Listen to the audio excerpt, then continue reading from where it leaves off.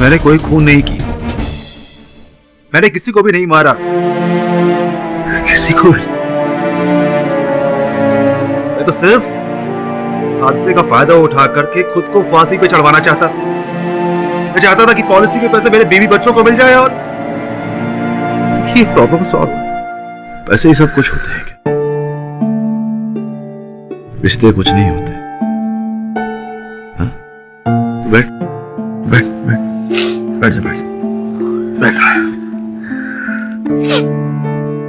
जो हुआ उसे भूल जा। अब ये बता कि वो बॉम्ब तूने अपने बैग में तो डाला नहीं होगा? नहीं, मैं तो ऑफिस अपनी सैलरी लेने गया था। वो बॉम्ब मेरे बैग में कैसे है मुझे बिल्कुल नहीं मालूम। सोच के बता, क्या क्या क्या हुआ था उस दिन? बैग कहीं छूटा था तुझसे? किसी ने बैग को छुआ था जो बॉम्ब डाल सके उसमें? क्या क्या घटनाएं घटी थी, याद करके बता। अबे, नहाने का पानी गर्म हो गया। हाँ ठीक, मैं निकल रहा हूँ।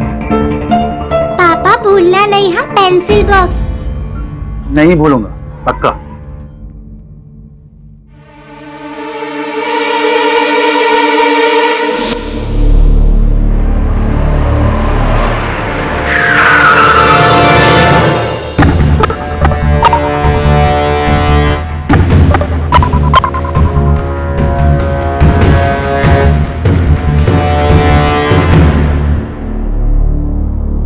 साहब, हम आपका घर अगले महीने खाली कर देंगे।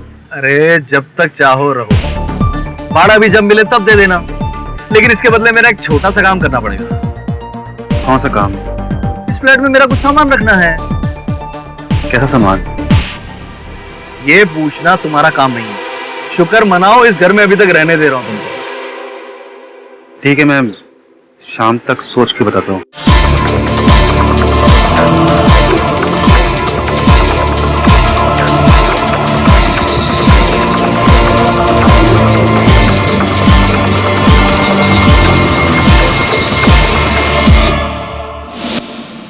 तुम्हें अंदाजा था किस सामान की बात कर रहे हैं? नहीं, पर जाहिर है कुछ गलत रहा, कुछ 2 नंबर का माल रहा। वो मेरी मजबूरी का फायदा उठाना चाहता। मैं उस वक्त कुछ बोल नहीं सकता था, वरना वो मुझे मेरे घर से निकाल देता। ये भी संभव है कि कोई सामान रहा ही ना हो, केवल एक बहाना हो तुझे अपने बैग से दूर करने का।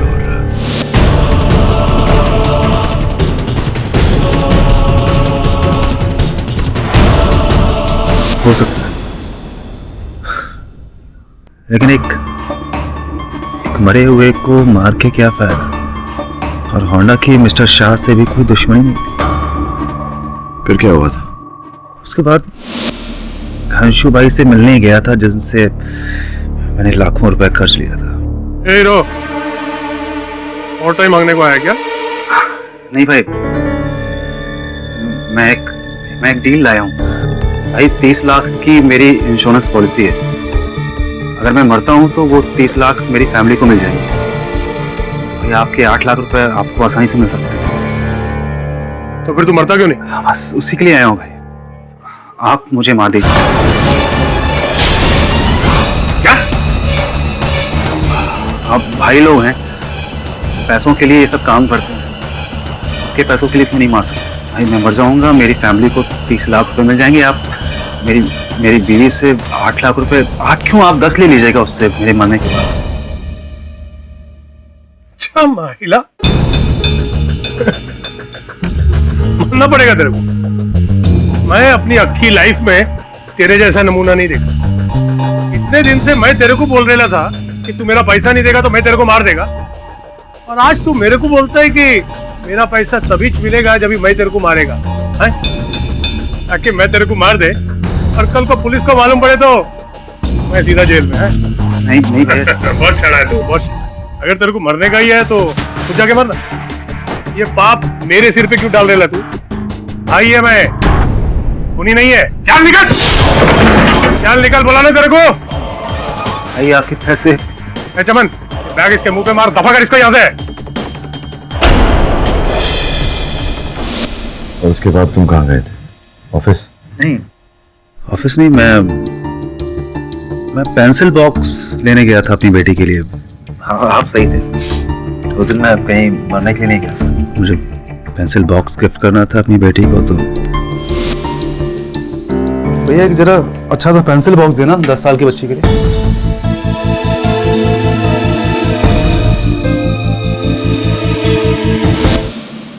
और उस दौरान तुम्हारा लैपटॉप बैग साथ था? पूरा दिन मेरे पास था। फिर उसके बाद मैं शाह केमिकल्स गया था।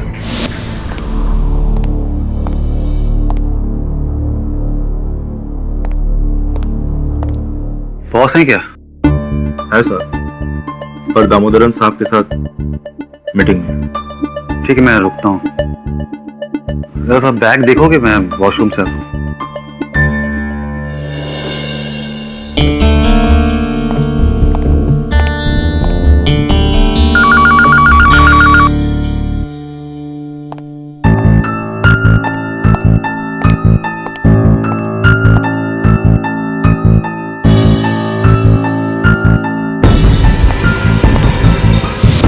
हाँ, इसके आगे की कहानी हम सब जानते हैं।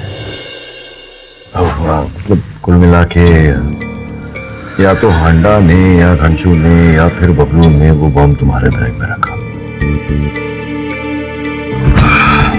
इसको साबित कैसे किया जाए? केडी, मुझे बचा लो। क्यों? तुम तो मरना चाहते? पर हम मरना नहीं चाहते।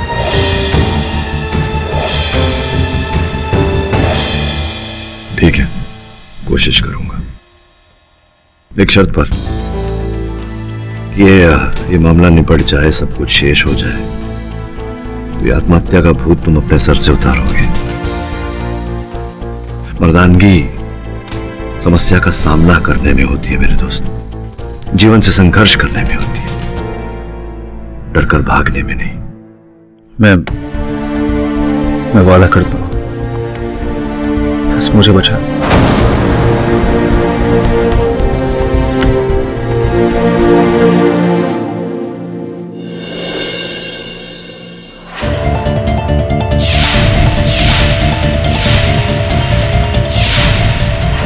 बबलू, घंशू, हांडा, ये तीनों मिस्टर शाह को बॉम्ब से क्यों उड़ाएंगे सर?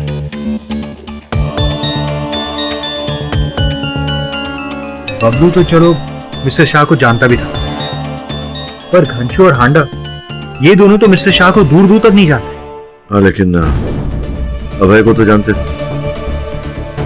अभय के साथ ऐसी क्या दुश्मनी? तो नहीं हो सकता है अभय की मृत्यु से इन्हें कोई लाभ हो रहा हो। पता लगाना पड़ेगा। पता लगा? ठीक है सर, मैं पता लगाता हूँ। अगर अभय के सच कहने से वो बच जाता है तो केडी सर का ये एहसास मैं जिंदगी भर नहीं भूलूंगी। वो तो देवता है, देवता। आपके लैंडलॉर्ड मिस्टर हांडा, उनकी अभय से कोई दुश्मनी थी? I mean, मिस्टर हांडा को क्या फायदा हो सकता है फायदा? अभय को जेल भिजवाने से? एक हो सकता है। हांडा जी, मैं आपका किराया मांगने कौन आया है? मैं तो बस ऐसे ही आपका हालचाल पूछने आ गया था। देखिए कितना बुरा हुआ, आपके पति जेल चले गए। वैसे आपको फिक्र करने की बिल्कुल जरूरत नहीं। अरे मैं हूं ना, आप इस घर में जब तक चाहे रह सकती हैं, और आपको कभी भी किसी भी चीज की जरूरत हो बेझिझक होकर मुझसे कह दीजिए।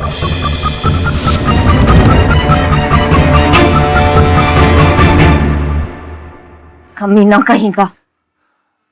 उन्होंने आपके घर में कोई सामान रखवाने की बात की थी? नहीं तो कौन सा सामान? मिस्टर हांडा, एक मिनट।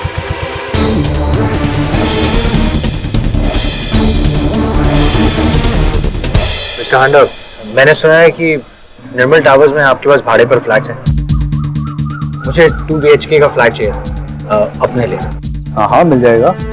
50,000 महीना और 4 लाख डिपॉजिट। 4 लाख। ओके, कोई प्रॉब्लम नहीं। एक्चुअली उन्होंने मुझसे कहा था। किसने? मिस्टर शाह, शाह केमिकल्स वाले, मिस्टर नरेंद्र शाह। वो तुम्हें कहाँ मिला? उनकी डेथ से काफी पहले। शाह, और तेरे को मेरा नंबर देगा? अरे वो मेरा दुश्मन है। सच बता, क्या चक्कर है? कोई चक्कर नहीं है, उन्होंने ही मुझसे कहा। कोई फ्लैट नहीं है मेरे पास। चल निकल यहाँ से, जाओ जाके किसी और को ढूंढो। अरे लेकिन मिस्टर हांडा,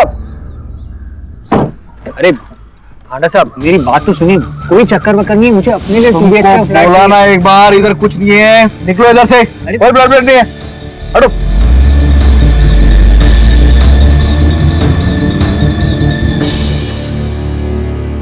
मिस्टर हांडा और मिस्टर शाह में दुश्मनी किस बात की? चलो सुनते हैं।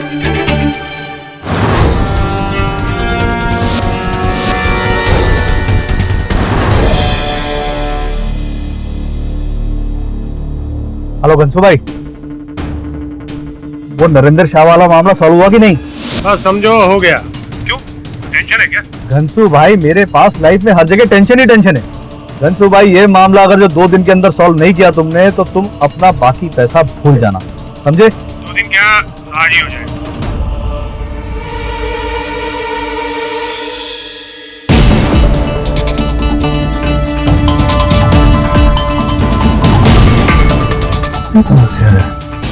अच्छा घनशू भाई,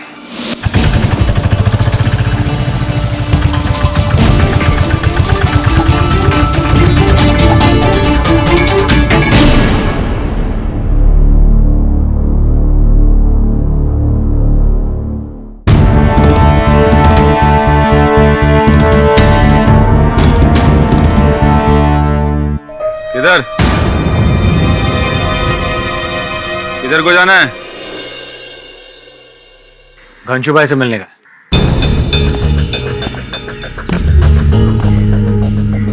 घनशू भाई से शादी में है क्या? दूल्हा लगता हूँ क्या? दिखता नहीं, बाइक पर आया हूँ, घोड़ी पे नहीं। काम बोल, काम क्या है? इस खिलौने को अंदर फायदे की बात करना है, इसमें अपन का फायदा, घनशू भाई का फायदा और तेरा फायदा।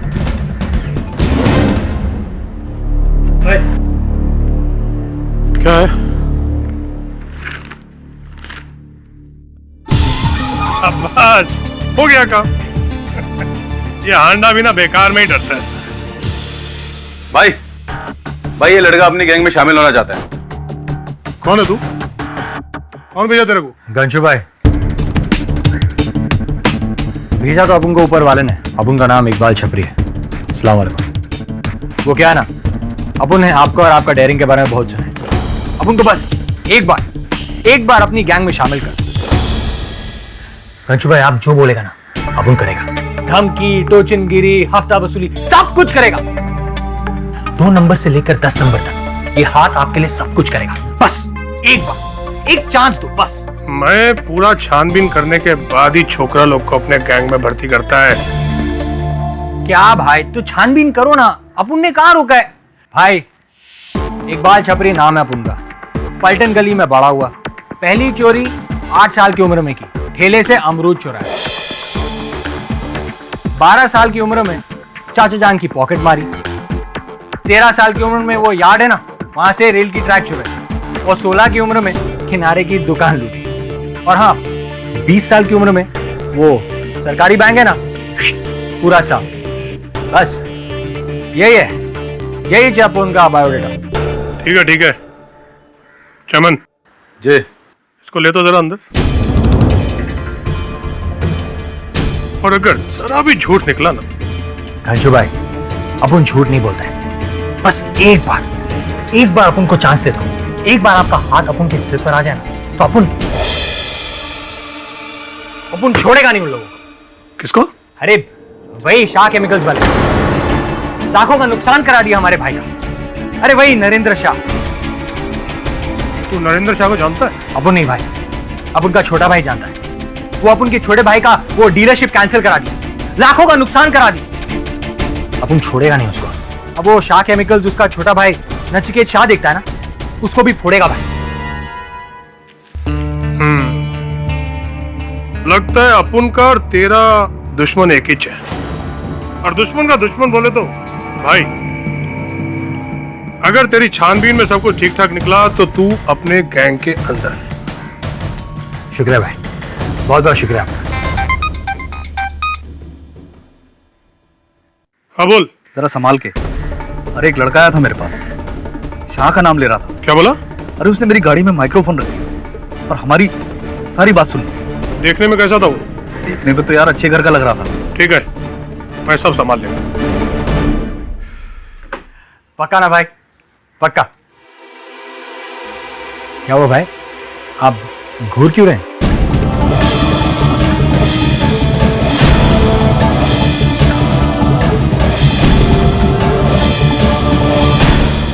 रहता किधर है तू? भाई बोला ना पलटन गली। पलटन गली, पलटन गली, मैं भूल गया था। अच्छा, पलटन गली में अशरफ कंगी को जानता क्या? अरे जानता हूँ ना भाई अशरफ कंगी को। जा अशरफ कंगी पीछे चाय पी ले, उठा के ला उसको। हाँ, बहुत ऊंचा जाएगा तू, बहुत ऊंचा जाएगा। मेरे गैंग का मेन पिलर बनेगा तू। हाँ गंजू भाई, अपन बनेगा आपके गैंग का। हाँ, मेन पिलर बनाएगा मैं तेरे को, मैं बनाएगा।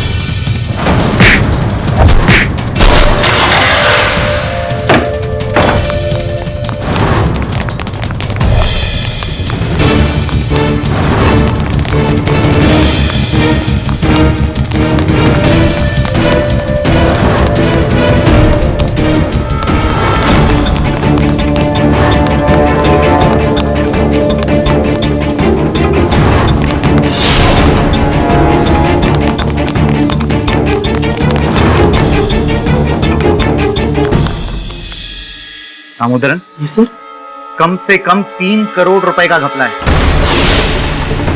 क्या मोटा भाई को पता था इसके बारे में? नहीं सर, मैं खुद अभी शौक हूँ। उनके पास में एक ऑरेंज फाइल रहती थी जिसमें वो अपना सारा हिसाब रखते थे।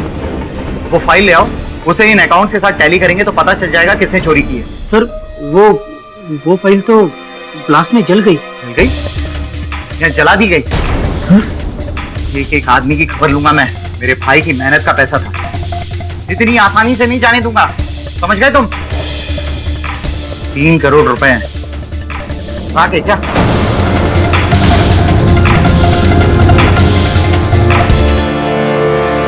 तीन करोड़? हमें तो 1 करोड़ बोला गया था। तो 3 करोड़ हो या 300, तुझे क्या? उस हिसाब से हमारा हिस्सा बढ़ेगा ना।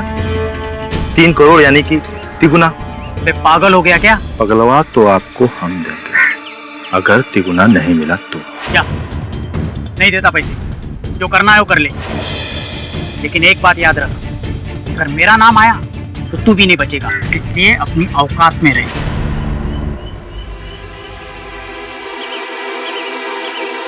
दामोदरन, औकात तो तू अब मेरी देखेगा। सर घनशू के लोगों ने मुझे पकड़ ही लिया था, बहुत मुश्किल से वहां से निकला। साहब ये फोन देख, मिसेस विलियमोरिया के जन्मदिन पर उन्हें भेंट स्वरूप दूंगा। अच्छा है ना? सब बहुत अच्छा है। यही फोन चाहिए था ना? जी हाँ। इसे जरा गिफ्ट रैप करवा लेना। कम इन।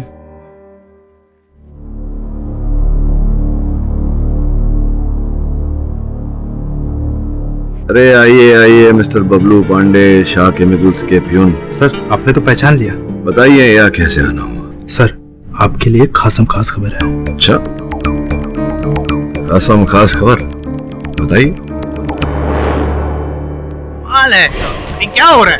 क्या अबे जी, पहले आपने कहा कि आपने खून किया था, आप ही ने वो बॉम्ब रखा था, और योनर अरबी ये कह रहे हैं कि मिस्टर शाह का खून उन्होंने किया ही नहीं, वो बॉम्ब इन्होंने रखा नहीं, बल्कि बॉम्ब उनका था ही नहीं। ऐसे कैसे? बाबा जी ये अदालत है, कोई गेम नहीं है यहाँ पे आप कभी हाँ कभी ना, ये सब यहाँ पे नहीं होता है। देखिए, क्या इन्हें कानूनन अधिकार नहीं है अपने कथन बदलने का? नहीं, लेकिन उसकी ने है या नहीं है?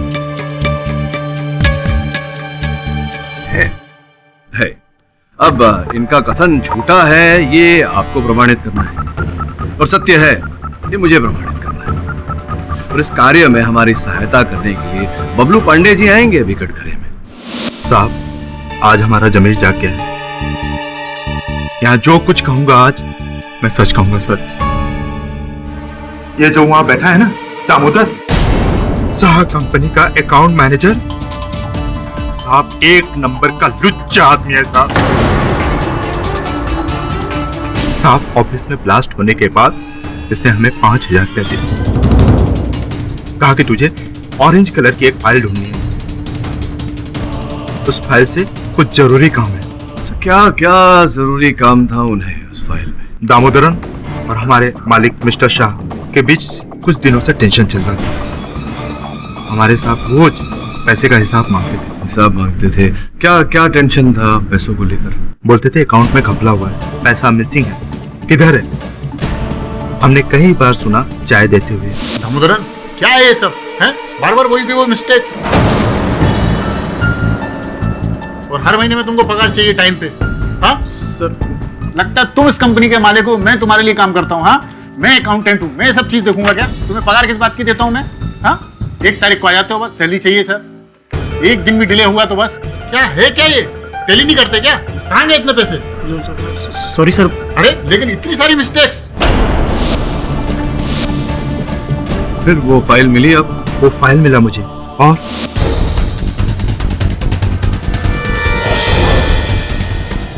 ये फाइल है क्या? अरे हाँ, यही तो है।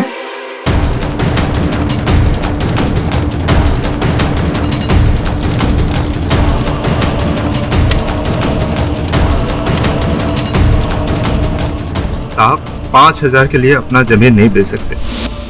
ये आदमी गलत है, इसने ही हमारे साहब को मरवाया है।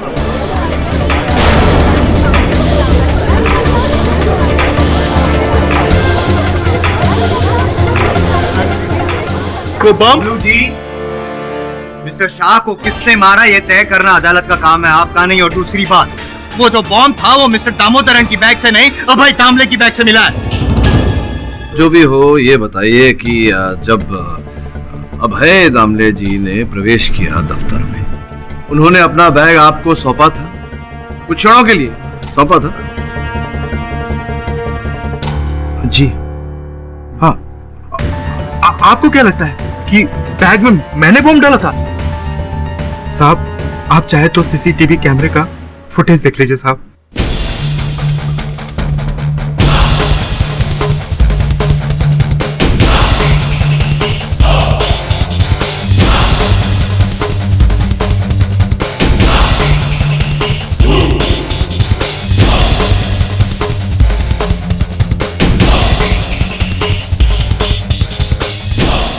देखा ना साहब, मैं निर्दोष हूँ साहब, मैं निर्दोष हूँ। इसमें हैरानी वाली कोई बात है ही नहीं। आप निर्दोष है क्योंकि दोषी नहीं है। दोषी तो पहले से अभय दामले जी हैं। योर ऑनर, मैं दामोदरन जी को कटघरे में बुलाने की अनुमति चाहता हूँ। सर ये बबलू मेरे बारे में झूठ बोल रहा है, झूठ बोल रहा है ये। सच बोल रहा है, सच बोल रहा है बबलू, क्योंकि जिस समय आप और बबलू मिलकर वो ऑरेंज फाइल ढूंढ रहे थे, उस समय मिस्टर शाह के ऑफिस का सीसीटीवी कैमरा बंद था, और ये काम तो सिर्फ आप ही कर सकते हैं। मैं वो क्या? मान लीजिए मिस्टर दामोदरन कि आप ही ने मिस्टर शाह को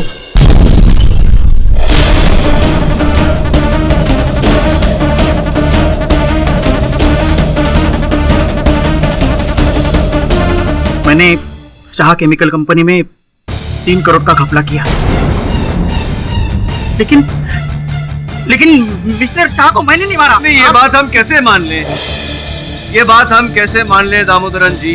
मिस्टर शाह आपको पकड़ने वाले थे इससे पहले कि वो आपको नहीं सर नहीं, आप मेरा यकीन कीजिए, मिस्टर शाह को मैंने नहीं मारा। कर लीजिए, यकीन कर लीजिए पाठक साहब, प्लीज दामोदरन जी की बात का यकीन कर लीजिए योर ऑनर, क्योंकि ये हादसे के पहले का सीसीटीवी फुटेज भी हमने देखा है और वहाँ पे कहीं भी ऐसा इशारा नहीं है, कहीं भी हमने देखा नहीं है, कहीं दिखाई नहीं दिया है कि दामोदरन जी ने वो बॉम्ब रखा हो।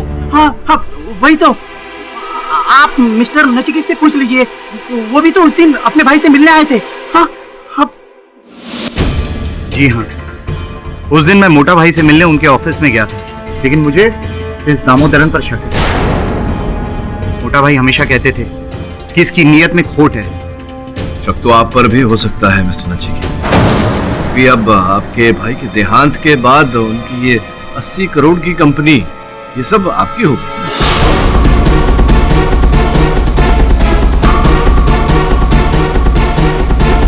पैसे के लिए मैं अपने भाई को मारूंगा? हाँ, क्यों नहीं, अक्सर ऐसा होता देखा गया। तो आप ये कहना चाहते हैं कि मैंने अपने सगे भाई के कैबिन में जाकर बम रखा?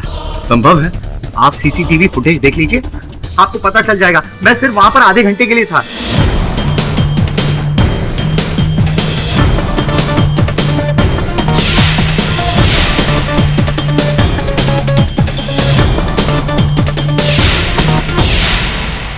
और एक बार देखना चाहेंगे?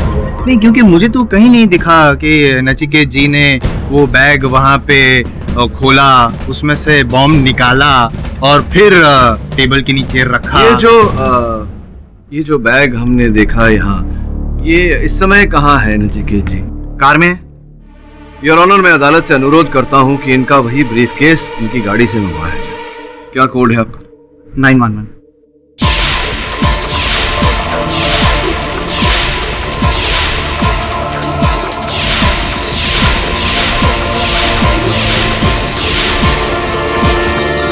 योर ऑनर, मैं बबलू की बात से सहमत हूँ। ये काम या तो अभय दामले ने किया है या फिर इस दामोदरन ने।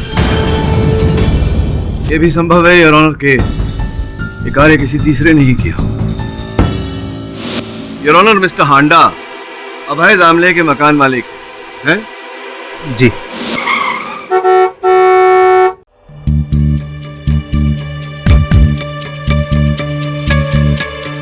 क्यों दामले साहब, नया फ्लैट ढूंढ लिया आपने? ढूंढ लो, कहीं ऐसा ना हो मुझे आपका सामान उठवा के बाहर फेंकवाना पड़े। देखिए, आप परेशान मत होइए होंडा साहब, मैं बहुत जल्द व्यवस्था करने वाला हूँ। 1 महीना, 2 महीना, 6 महीना हो गया, शर्म नहीं आती तुम्हारे को? देखिए, आप जानते हैं मैं परेशान हूँ। अरे दुनिया में सबको परेशानी है, सारी दुनिया की परेशानी तुम्हारे सर पे है क्या? अगर खाली नहीं किया ना अभी तुमने, अपना डिपॉजिट भी भूल जाना। सुनने में आया है कि आप अभय जी की कक्ष में कुछ रखवाना चाहते हैं। इस फ्लैट में मेरा कुछ सामान रखना है। कैसा सामान? ये पूछना तुम्हारा काम नहीं है। शुक्र मनाओ इस घर में अभी तक रहने दे रहा हूं तुमको। मेरा पुराना फर्नीचर। चलिए हांडा साहब, सीधे मुद्दे पर आता हूँ। आप मिस्टर नरेंद्र शाह को कब से और कैसे जानते हैं? मैं नहीं तो। बहुत मेहनत करवाते हैं आप लोग। वो देखिए, मेरे सहायक वरुण बैठे, पहचानते हैं ना आप उन्हें?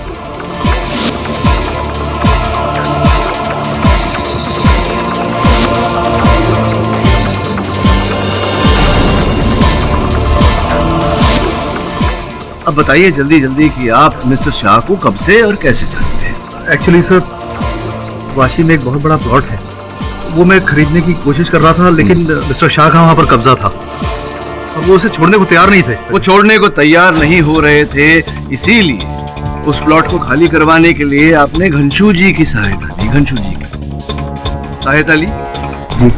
और बेचारे अभय दामले जी को आपने फंसाया घनशू जी के द्वारा इनके लैपटॉप बैग में बम रखवा कर। नहीं नहीं, मैंने ऐसा कुछ नहीं किया। घनशू ने ऐसा किया हो मुझे पता नहीं। नहीं यार, वो प्लॉट तो आप खाली करवाना चाहते थे। अब मिस्टर शाह की मृत्यु से तो लाभ आप ही का होता, इसलिए आपने उन्हें मरवाया। सर, घनशू ने ऐसा किया होगा क्योंकि घनशू ने मेरे को बोला था कि वो किसी भी कीमत पर ये प्लॉट खाली करवा देगा। हांडा के बच्चे, एक तो इतना मगजमारी करके मैं तेरे लिए वो प्लॉट खाली करवाया, अभी तू ही बोलता है कि मैं शाह को मरवाया। साला, मैं तो शाह से कभी मिला तक नहीं। घनशू जी, संतुलन बनाए रखिए, अदालत है। ये बताइए, उस दिन अभय जी मिलने आए थे आपसे? हाँ, पर मिलने आए थे आपसे तो ये पूरी तरह संभव है कि आपने अपने किसी आदमी द्वारा इनके लैपटॉप बैग में बम रखवाया हो ताकि ये वही बैग मिस्टर शाह के ऑफिस तक ले जाए, क्योंकि ये मिस्टर शाह के लिए काम करते थे। अच्छा, ऐसा किया मैं? तो अभी तो साबित कैसे करेगा? अगर साबित कर भी देंगे मिस्टर पाठक, तो ये कैसे साबित करेंगे आप कि mister Bablu, mister Nachiket Shah, mister Damodaran, mister Handa और मिस्टर घनशू इन सारे मिस्टरों को सिर्फ इतना ही नहीं पता था कि अभय दामले की बैग में बॉम्ब है, पर ये भी पता था कि अभय दामले वो बॉम्ब वाला बैग ऑफिस में भूलने वाला है। सोचने वाली बात है ना। अभय जी, आपने जो पहले कहा था कि वो बॉम्ब वाला बैग आपने ही उस कैबिन में छोड़ा था, मैं फिर से पूछ रहा हूँ, क्या वो बात सही थी? जी नहीं, मैं वो बैग भूल गया था वहाँ। भूल गए थे आप? जानबूझ के नहीं छोड़ा था? जी नहीं। नहीं?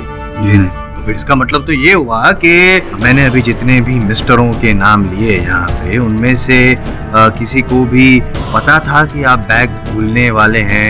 मतलब कोई भविष्य देख सकता है, ऐसी कोई संभावना, कोई चांस है? जी नहीं। नहीं। तो फिर तो जिसने भी आपकी बैग में बॉम्ब रखा, उसका इरादा सिर्फ मिस्टर शाह को नहीं बल्कि आपको भी मारना था, और आपके साथ साथ ऑफिस में जितने भी स्टाफ थे सबको मारने का इरादा था उसका, नहीं? पूरी तरह से संभव है कि इरादा यही रहा। पाठक साहब, आपकी सोच बहुत अच्छी है और आप चाहें उस दिशा में उसे इधर उधर दौड़ा सकते हैं, लेकिन फिलहाल जो सच है वो आपकी सोच से बड़ा है, और सच यही है कि वो बॉम्ब अभय ने ही बैग में रखा था, और अभय ने जानबूझकर वो बॉम्ब वाला बैग मिस्टर शाह के ऑफिस में रखा ताकि वहां पे ब्लास्ट हो जाए। That's all your honour.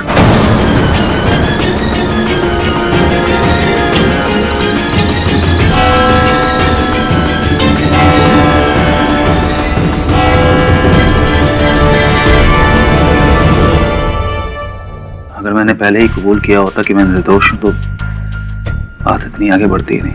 नहीं है भाई, मामला इतना ही गंभीर होता जैसे कि अब है। हो सकता है स्थिति और भी गंभीर होती, क्योंकि यहाँ बात तुम्हारे सच की नहीं है, बात उस झूठ की है जो वो लोग बोल रहे हैं। और अगर सब सच बोल रहे हैं तो फिर हमसे ही कोई चूक हुई होगी। सोचना पड़ेगा कि कौन व्यक्ति ऐसा है जो अब तक हमारे शक के दायरे में नहीं आया। फिर तो मेरी पत्नी सुधा ही है। उसके सामने मैंने बैग पैक किया था और फिर मैं नहाने चला गया। नहीं, मैं भी क्या बोल रहा हूँ, सुधा ऐसा नहीं कर सकती। तुम्हारी पॉलिसी इसी के लिए मेरी जान नहीं पाठक साहब, सुधा ऐसा कभी भी नहीं कर सकती है, कभी नहीं।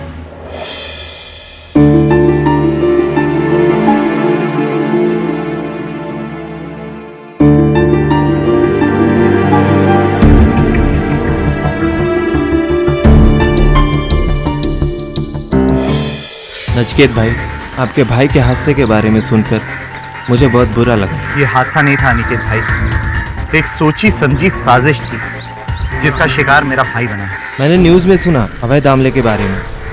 क्या आपको लगता है कि उसने ही बॉम्ब रखा होगा आपके भाई के केबिन में? नहीं, मुझे अभय दामले पर नहीं, किसी और पर शक है। किसी और पर? किस पर? किस पर है ये तो मैं अभी नहीं कह सकता हूँ, लेकिन मोटा भाई के ऑफिस में बहुत घपला हो रहा था। घपला हो रहा था मतलब ये कि जब मेरी आखिरी बार मोटा भाई से बात हुई थी तो वो कह रहे थे कि कंपनी में पैसों की हेराफेरी हो रही है। उस समय तो मैंने ध्यान नहीं दिया था, लेकिन अब मुझे ध्यान देना होगा कि मोटा भाई की मौत से किसको फायदा पहुंच सकता था। बबलू, कंशु, खांडा, नचिकेत, दामोदर, इन्हीं में से कोई है। कौन? वरुण भी भुलक्कड़ होता जा रहा है। उससे कहा था इसे गिफ्ट रैप करा ले।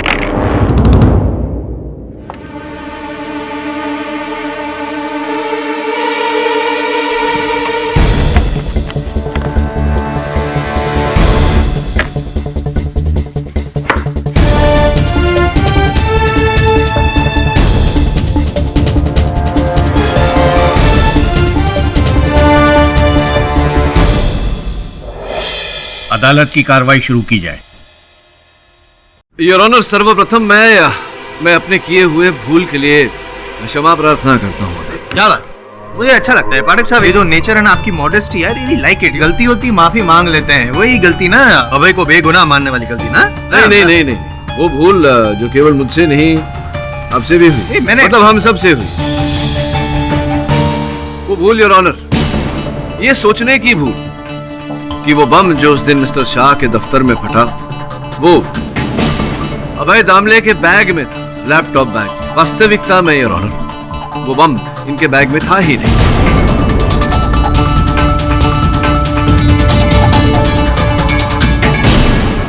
कमाल है योर ऑनर। पहले पाठक साहब ये कह रहे थे कि वो जो बॉम्ब था वो अभय के लैपटॉप के बैग में ही था, लेकिन अभय ने नहीं, किसी और ने रखा था। अब कह रहे हैं कि वो बॉम्ब उसकी बैग में था ही नहीं। साबित करो। इसलिए तो कह रहा हूँ, भूल हो गई, क्षमा मांग रहा हूँ। नहीं, वो सब बाद में कर लेना, पहले साबित करो। आइए, आप स्वयं साबित। मैं बताऊं, मैं दिखाता हूँ please. Your honour, Mumbai police bomb squad और फोरेंसिक्स इस बात की पुष्टि कर चुकी है कि उस दिन जो लैपटॉप बैग अभय जी के पास थी वो हूबहू ऐसी ही थी। क्या आप समर्थन देते हैं इस बात को? मुंबई बॉम्ब डिस्पोजल स्क्वाड और फोरेंसिक्स इस बात की भी पुष्टि कर चुकी है योर ऑनर के उस दिन अभय के लैपटॉप बैग में इतना ही सामान था। ऐसा ही लैपटॉप, ऐसे ही पुस्तक, ऐसे फाइल, लंच बॉक्स और पेंसिल बॉक्स।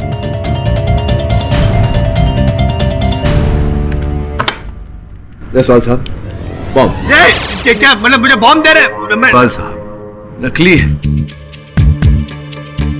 हूबहू वैसी ही कॉपी जैसे कि उस लैपटॉप बैग में थी। अब एक चेष्टा करिए कि ये इस बैग में फिट हो जाए। ये बैग में? जी जी। टाइम वेस्ट, 2 मिनट का तो काम है। हाँ, करिए करिए, है ना?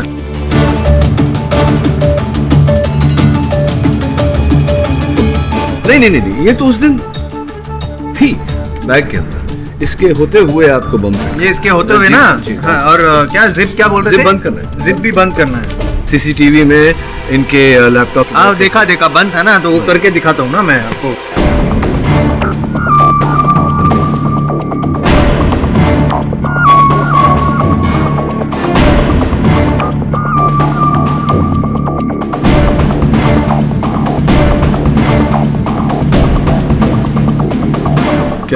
क्या हुआ? फिट नहीं हो रहा? फिट नहीं हो रहा योर ऑनर, फिट नहीं हो रहा। इसका अर्थ ये होता है कि उस दिन भी वो बॉम्ब मिस्टर अभय दामले के लैपटॉप बैग में फिट नहीं हुआ होगा, जिसका अर्थ ये होता है कि वो बॉम्ब मिस्टर अभय दामले के बैग में था ही नहीं, जिसका अर्थ ये होता है कि पहले से ही इनके मिस्टर शाह के दफ्तर में दाखिल होने से पहले ही वो बॉम्ब किसी ने वहां रख दिया था। पहले से? जी, पहले ही। नहीं, ये कैसे? कुछ मैं समझा नहीं, समझाइए। अभय वहां आकर बैठा, उसने अपना बैग वहां रखा,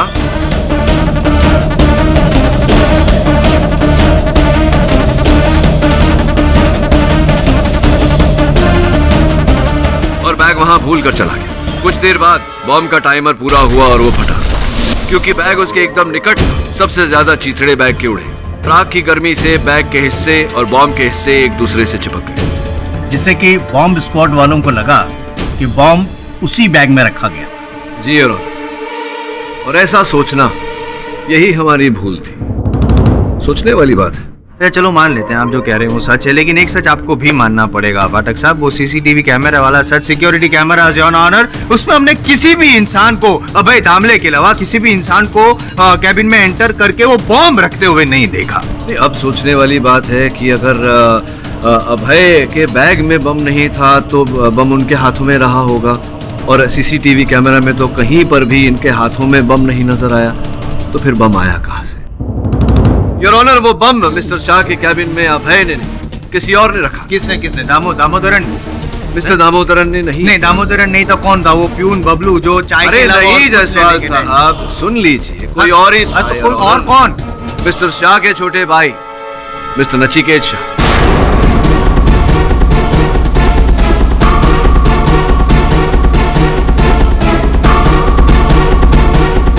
पाठक साहब, एक सिंपल सी बात है। 1 मिनट के लिए आपकी बात को मान लेते हैं कि मैं अपने बैग में बम रखकर अपने ही सगे भाई को उड़ाने गया था, लेकिन उनके कैबिन में मैंने उस बैग को खोला तो होगा, उसमें से बम निकाला तो होगा, तो ये सारी फुटेज आपको सीसीटीवी में जरूर दिखाई देती। एग्जैक्टली पाठक साहब, he's got a point.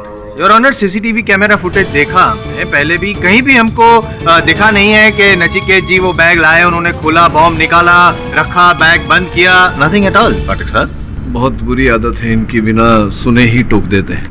Your honour, ये सब इन्होंने किया होता अगर इनका बैग कोई साधारण बैग होता तो, किंतु इनका बैग ऐसा नहीं था।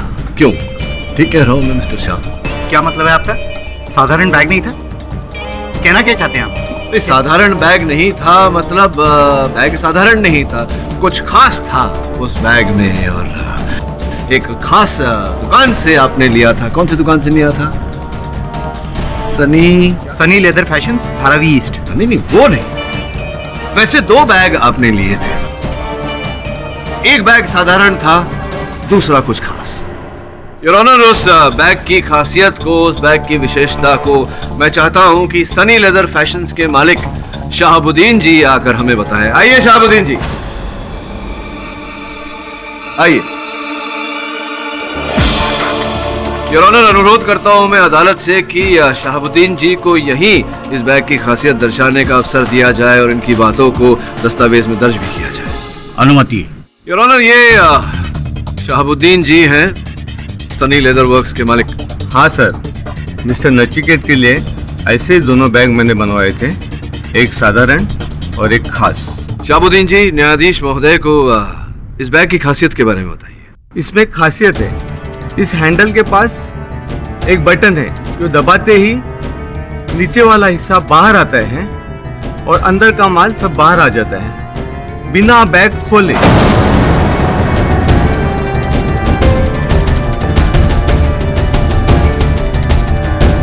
योर ऑनर, कुछ इस प्रकार से।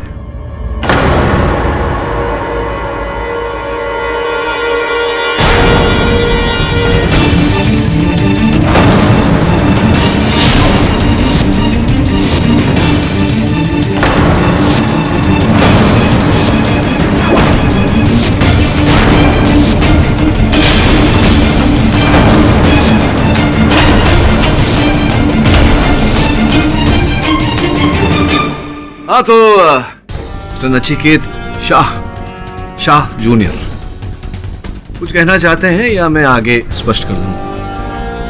पाठक साहब, कहने के लिए क्या रह गया? एग्जैक्टली। सीडी साहब, आपने मेरा झूठ पकड़ लिया। मैंने ही अपने भाई को मारा।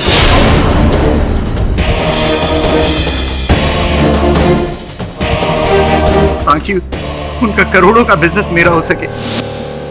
मोटा भाई,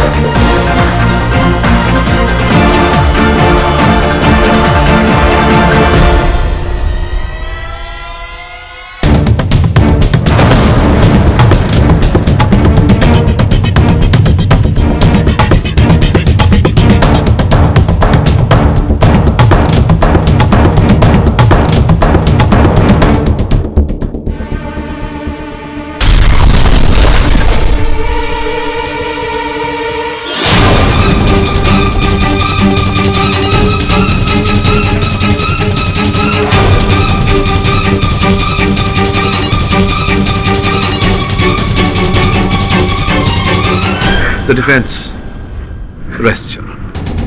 ये अदालत मिस्टर नरेंद्र शाह के कत्ल के इल्जाम में उनके भाई नचिकेत शाह को दोषी मानते हुए इन्हें फौरन गिरफ्तार करने का हुक्म देती है और मिस्टर अभय दामले को निर्दोष मानते हुए इस केस से बाइज्जत बरी करती है। The case is closed. Jaiswal साहब, सोचने वाली बात है कि सोचना क्या है।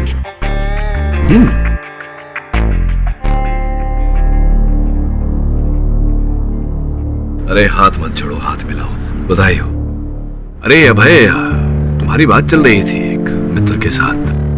कह रहे थे कि तुम जैसे अक्लमंद व्यक्ति के लिए उनकी कंपनी में एक नौकरी है, अगर तुम चाहो तो। और वो जो वादा तुमने मुझसे किया था, याद है? जी मुझे याद है, जिंदगी जीने के लिए होती है। हाँ, इसी बात पे हरिवंश राय बच्चन साहब की कुछ पंक्तियां याद आ रही है। हिम्मत करने वालों की हार नहीं होती, असफलता एक चुनौती है, स्वीकार करो। क्या कमी रह गई देखो, सुधार करो। जब तक न सफल हो, नींद चैन को त्यागो तुम, संघर्ष करो, मैदान छोड़ मत भागो तुम। कुछ किए बिना जय जयकार नहीं होती, हिम्मत करने वालों की हार नहीं होती।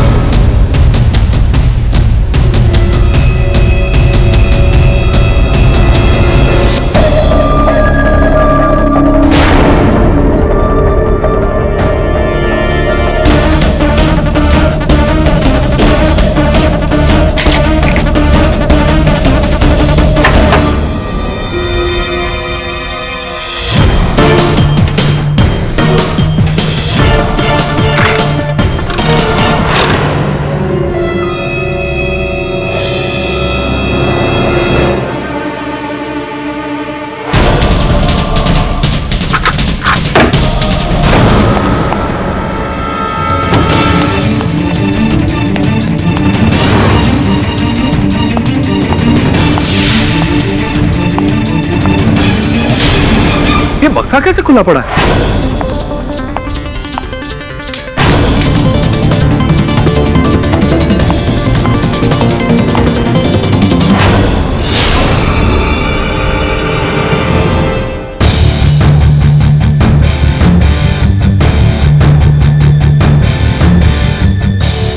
कौन है? कौन है यहाँ पे? कौन है? कौन है यहाँ पे? कौन है?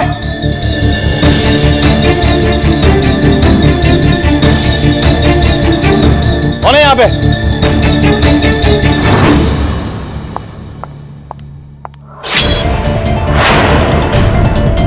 कौन है यहाँ पे? कौन है यहाँ पे?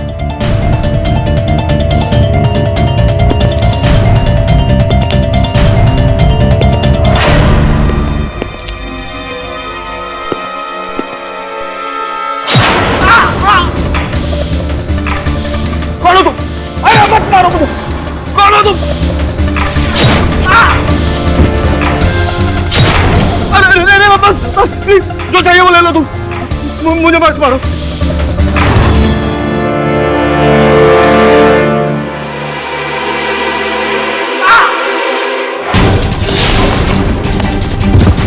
ये बेचो, पकड़ इसको। हाँ, उसके हाथ में चाकू पकड़।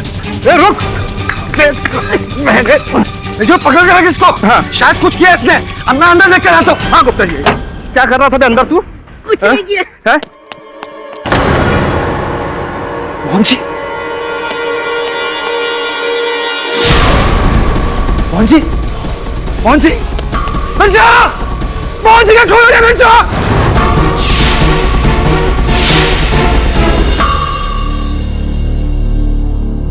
क्राइम और क्रिमिनल्स अजीब हो गए। शातिर चोरों का गिरोह पकड़ा गया, चोरी के 4 केस हल। बौने चोर ने रंगे हाथों पकड़े जाने पर गोदाम मालिक की हत्या कर दी।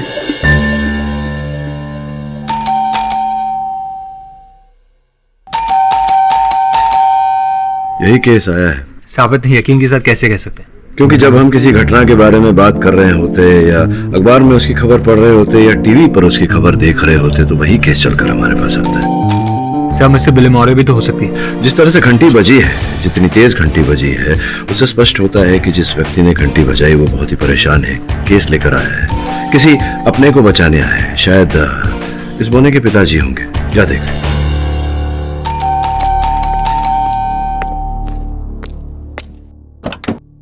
केडी पाठक जी, मुझे उनसे अर्जेंट मिलना है। जाए आई। जी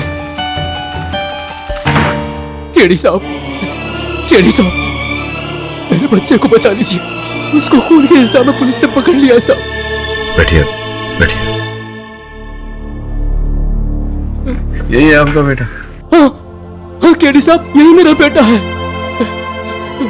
उसकी हाइट थोड़ी कम है, छोटा सा है, लेकिन मैं भगवान की सौगंध खाकर कह सकता हूँ कि मेरा बेटा खून नहीं कर सकता केडी साहब। मेरा बेटा खून नहीं कर सकता केडी साहब। देखिए, दुखद बात है कि हर माता पिता को ऐसा लगता है कि उसकी संतान कभी कोई बुरा काम नहीं करेगी, किंतु संतान अक्सर माता पिता को धोखा दे देती है।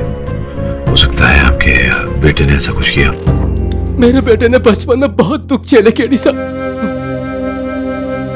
उस इंसान को किसी ने समझा ही नहीं केडी साहब। स्कूल में भी लोग उसका मजाक उड़ाते थे, इसी वजह से मैंने स्कूल छुड़वा दिया उसका। जब उसने मेहनत करके कमाना चाहा तो किसी ने उसे काम नहीं दिया केडी साहब। फिर भी उसके दिल में दुनिया के लिए प्यार है। वो तो सड़क पर पड़े हुए जानवर की भी मदद करता है साहब। ऐसा इंसान किसी दूसरे इंसान की जान कैसे ले सकता है साहब? मैं समझता हूँ, लेकिन आपके सुपुत्र ने स्वयं पुलिस को यह बयान दिया है कि वो चोरों के गुट में शामिल था। 4 चोरियां की है उसने। साहब, वो मेरे लिए चोरी करता था साहब। मुझे कैंसर है केडी साहब। आप तो जानते हैं कैंसर का इलाज कितना महंगा होता है केडी साहब। मेरे इलाज के लिए राजू मजबूरी में चोरी करता था साहब। साहब, अगर मुझे मालूम होता कि चोरी के पैसों से राजू मेरा इलाज करवाता है तो मैं उसे रोक देता साहब। केडी साहब, मेरा बेटा खून नहीं कर सकता साहब। बचा लीजिए मेरे बेटे को। वो खून नहीं कर सकता साहब। साहब, वो खून नहीं कर सकता। मैं देखता हूँ। चेहरे से तो भोला ही लगता है, वरना अगर राजू ने यह हत्या नहीं की तो यह हत्या किसी ऐसे व्यक्ति ने की है जिसे मोहनलाल की मृत्यु से लाभ हुआ होगा। शुरुआत से शुरू करते हैं। मोहनलाल के बारे में सारी जानकारी प्राप्त कर, किसके साथ उठता बैठता था, व्यवसाय में कौन जुड़ा हुआ था, घर में रिश्तेदार, इत्यादि इत्यादि। योर ऑनर, इस बात को बहुत सुंदर तरीके से जानते हुए कि जब तक गुनाह साबित ना हो जाए अदालत के लिए कोई भी व्यक्ति गुनहगार नहीं होता, मेरा यह मानना है कि कुछ केसेस में ऐसा करके हम अदालत का कीमती वक्त बर्बाद करते हैं। आज अदालत में जो केस आया है वो कुछ ऐसा ही है। ये राजू है। दिखने में तो ये बच्चे जैसा लगता है, लेकिन इसके काम ऐसे हैं जिसे देखकर बड़े से बड़ा शर्मा जाए। ये राजू एक शातिर चोर है जिसने अपने गिरोह के साथ मिलकर शहर में चोरी की 4 वारदातों को अंजाम दिया है। चोरी तक तो ठीक था, बहुत सुंदर था, लेकिन आज जनाब यहां पे एक खूनी की हैसियत से खड़े हैं। जी हाँ योर ऑनर, कत्ल करके भागते हुए राजू को रंगे हाथों पकड़ा गया।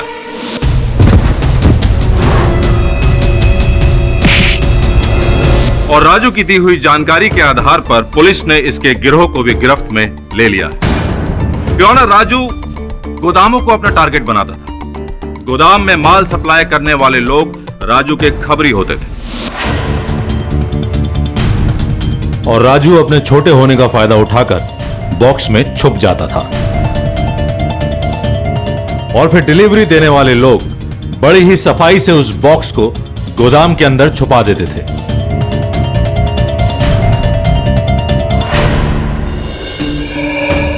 आधी रात में राजू बॉक्स से निकलता था और फिर आराम से चोरी करता था और उसके बाद राजू चोरी किए हुए माल के साथ वापस बॉक्स में छुप जाता था और अगले दिन राजू के साथ ही उस बॉक्स को वापस ले जाते थे।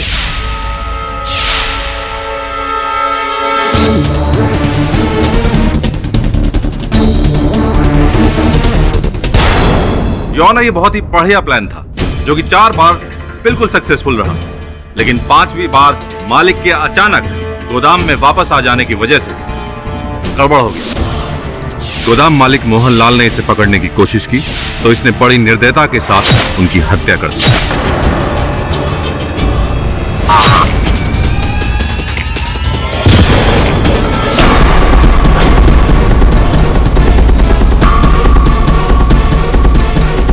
योना एक बहुत ही सीधा और सिंपल सा केस है, इसलिए ज्यादा वक्त बर्बाद ना करते हुए मैं अदालत से अनुरोध करूंगा कि राजू को जल्द से जल्द सख्त सजा सुनाई जाए। देखते हैं डिफेंस लॉयर के पास क्या दलील है।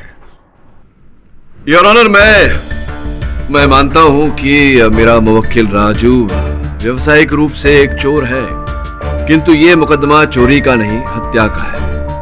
और मैं अदालत को विश्वास दिलाता कि मेरा मुवक्किल राजू एक हत्यारा नहीं है। मोहनलाल की हत्या इसने नहीं, किसी और ने की।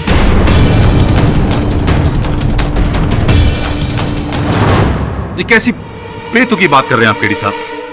योना, उस गोदाम में अंदर बाहर जाने के लिए सिर्फ एक ही दरवाजा है। मोहनलाल ताला खोल के अंदर आया था और खुद राजू ने कबूल किया है कि वो चोरी करने के इरादे से अंदर घुसा था और बाहर भागते हुए पकड़ा गया। बाद में जब लोग अंदर पहुंचे तो मोहनलाल मरा हुआ था। किसी तीसरे शख्स का वहां होने का सवाल ही नहीं होता। योना, ये सारी बातें दर्शाती हैं कि कत्ल सिर्फ और सिर्फ राजू ने किया है। खैर केडी साहब, ये साबित करने के लिए कि आपका मुवक्किल खून कर सकता है, मैं कटघरे में डायना को बुलाने की अनुमति चाहता हूं। योना, अनुमति है।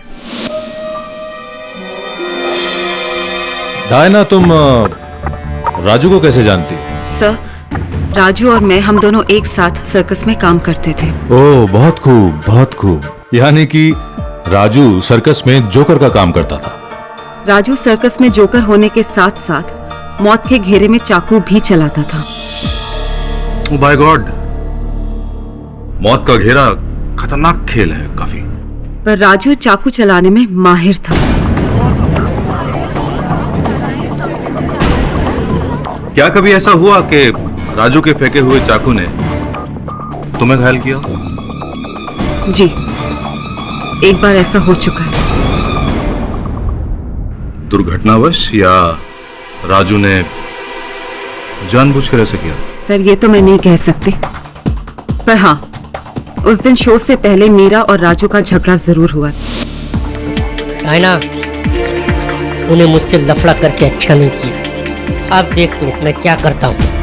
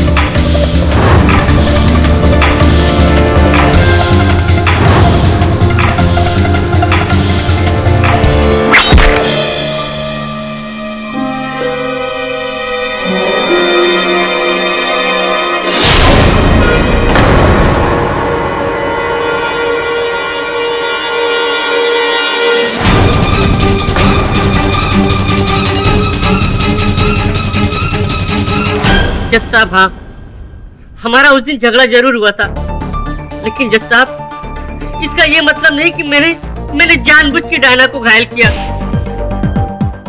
बल्कि डायना गलती से घायल हो गई थी जज साहब। मैंने जानबूझ के नहीं किया जज साहब। राजू झूठ बोल रहा है जज साहब, ऐसा इसने जानबूझ के किया था। राजू एक हिंसात्मक प्रवृत्ति का आदमी है जो गुस्से में आने पर किसी की भी हत्या कर सकता है। और तो और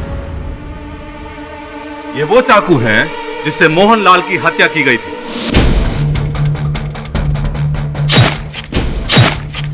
और अपने कर्तव्य दिखाने के लिए राजू बिल्कुल ऐसे ही चाकू का इस्तेमाल करता था।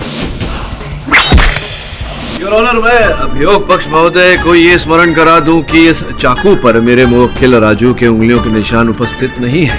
केडी साहब, आपको ठीक से स्मरण करने की जरूरत है कि राजू ने उस रात दस्ताने पहने हुए थे, इसलिए उंगलियों के निशान आने का तो सवाल ही नहीं उठता। नहीं तो फिर आप किस आधार पर कह रहे हैं कि ये चाकू मेरे मुवक्किल राजू की? ऐसे तो अनेक चाकू होंगे इस दुनिया में। योर ऑनर, ये जो प्रश्न खड़ा हुआ है इसका उत्तर मैं प्राप्त करना चाहता हूं डायना जी से प्रश्न करके। विराजिए।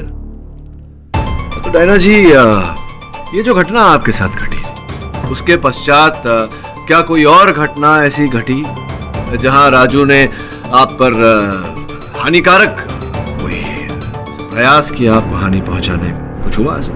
उस घटना से मुझे बहुत गहरा सदमा पहुंचा और उसके बाद मैंने राजू से अपने सारे संबंध तोड़ दिए। योर ऑनर, केवल एक ही घटना के आधार पर किसी व्यक्ति की प्रवृत्ति को हिंसात्मक घोषित करना, क्या ये उचित है? जो भी हो, प्राप्त जानकारी से पता चला है योर ऑनर कि एक और व्यक्ति है जिनके पास ठोस कारण था मोहनलाल जी की हत्या करने का। मोहनलाल जी के घर के पास एक चाबी वाले की दुकान है। चाबी वाले का नाम सद्दाफ है। मैं सद्दाफ को कटघरे में बुलाने की अनुमति चाहता हूँ। सद्दाफ, मोहनलाल जी के गोदाम के पास चाबियां बनाने की दुकान है आपकी। तो अगर मैं आपकी बनाई हुई चाबी दिखाऊं तो क्या न्यायाधीश महोदय को उस चाबी के बारे में बता पाएंगे आप? साहब, दिन में इतनी चाबियां बनाता हूँ, सबके सब याद रखना मेरे लिए मुश्किल है। इस चाबी को देखिए, सोचिए, अगर कुछ याद आता है तो बताइए। साहब, 7 दिन पहले ही मैंने ऐसे ही डुप्लीकेट चाबी बनाई थी।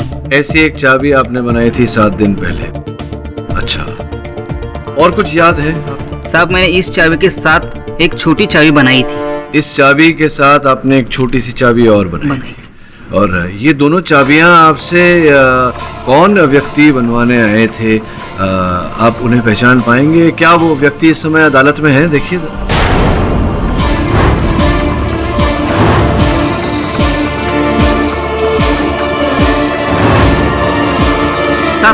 साहब, वो आदमी।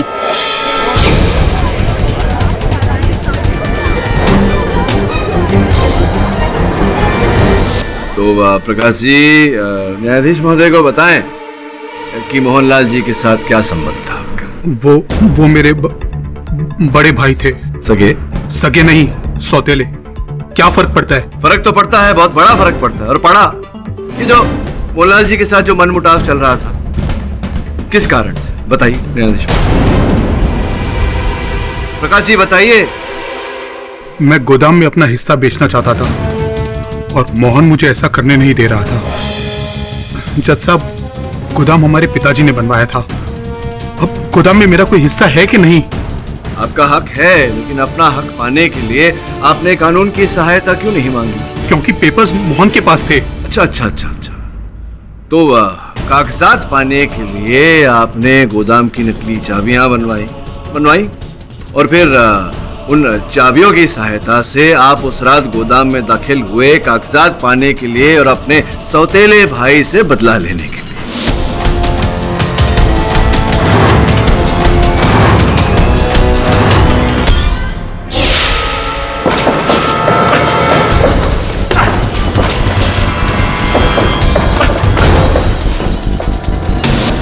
योर ऑनर, उस रात गोदाम में राजू की उपस्थिति ने प्रकाश की योजना को विफल कर दिया, पर इन्होंने मोहनलाल और राजू के बीच हुई झड़प को देखा।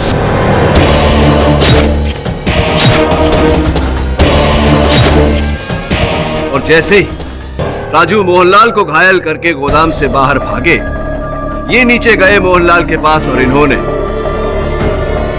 प्रकाश तुम?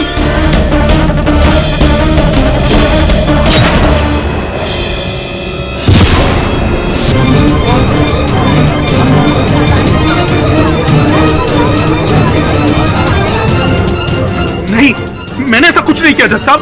केडी साहब, अगर आपकी बात में थोड़ी सी भी सच्चाई है तो फिर उस रात गोदाम से निकलते हुए प्रकाश को किसी ने भी क्यों नहीं देखा? वो इसलिए कि जैसे ही मोहनलाल की मृत्यु की खबर फैली, बाहर भीड़ जम गई और बड़ी चतुराई से ये उस भीड़ का हिस्सा था।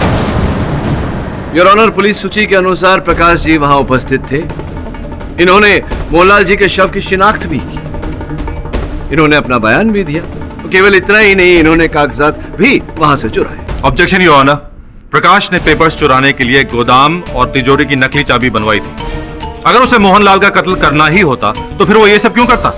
प्रकाश, तुम अदालत को बताओ कि सच्चाई क्या है, उस रात क्या हुआ था? ये सच है जज साहब कि मैंने पेपर्स चुराने के लिए ही गोदाम की डुप्लीकेट चाबियां बनाई थी और मैं उस दिन गोदाम के बाहर सही वक्त का इंतजार कर रहा था। तभी अरे हमारे मोहन जी का खून हो गया। क्या हो गया मेरे भाई को? किसने मार दिया? किसने मारा मोहन जी को? मैंने ही नहीं मारा। आप लोग मुझ पे शक मत करो। बस तू नहीं मारा तो किसने मारा? मोहन जी को देख, देख वहां पर चाकू लगी है, तेरे हाथ में भी चाकू है। किसने मारा? मैंने नहीं मारा। अरे पुलिस को बुलाओ। हाँ,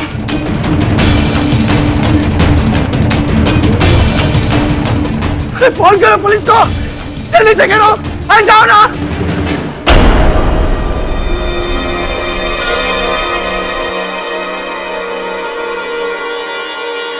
अरे फोन मारना।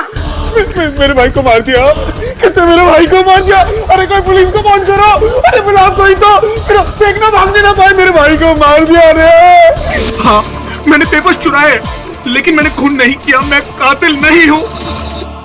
योर ऑनर, वास्तव में प्रकाश जी उस रात गोदाम में बाहर से अंदर नहीं, अंदर से बाहर गए थे। कांड के समय ये गोदाम के अंदर उपस्थित थे। नहीं जज साहब, ये झूठ है, झूठ है। मैं उस वक्त गोदाम के बाहर था और मैंने अपने भाई की हत्या नहीं की मैंने अपने भाई की हत्या।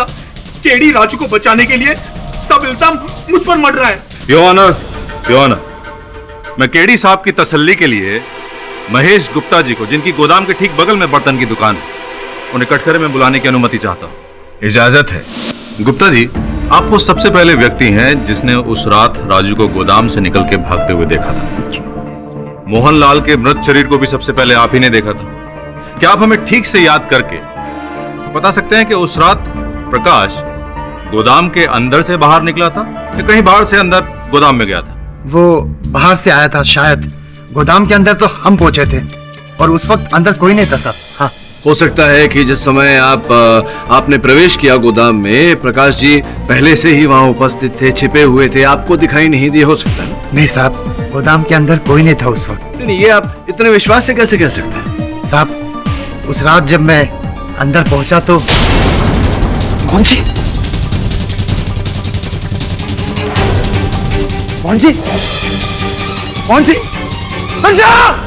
का खून हो गया बच्चों। खून क्या तूने?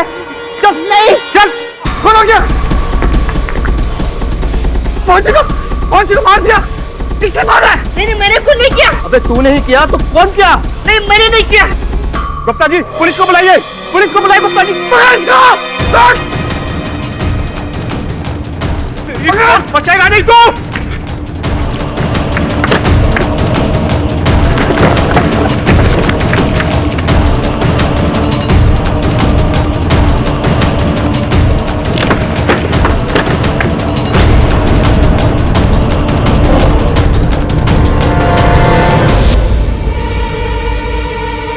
इस बोने को पकड़ने के चक्कर में हम दोनों की हालत खराब हो गई जज साहब। इसने हमें पूरे गोदाम के चक्कर खिलाए। अगर जज साहब वहां कोई और होता तो हमें नहीं दिखता। एक्सक्यूज मी योर ऑनर, मैं केडी सर को जोड़ी पेपर देना चाहता हूं। दे दीजिए। केडी साहब, अब तो आपकी 3rd पर्सन पॉलिसी फेल हो गई है, हथियार डाल दीजिए। गुप्ता जी, आप जा सकते हैं। ना ना ना ना ना, चले जाइएगा। जाने से पहले हमारे कुछ प्रश्नों का उत्तर दे दीजिए, फिर चले जाइएगा। जी। ये बताइए कि जिस समय आपने प्रवेश किया गोदाम में, मोहनलाल जी की स्थिति कैसी थी? अर्थात मर चुके थे, जीवित थे? सब कितनी बार कहा मैंने आपसे, वो मर चुके वो जीवित थे, वो जीवित थे, आपने उन्हें मारा।